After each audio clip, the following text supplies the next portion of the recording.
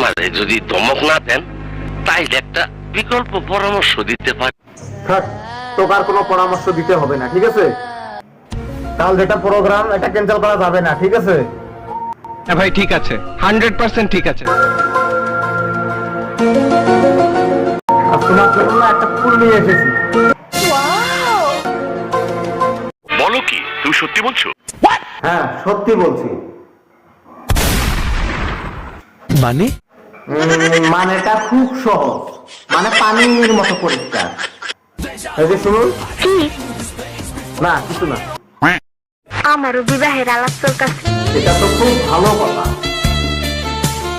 খালি আমারে বিয়ের কথা আলোচনা হয়।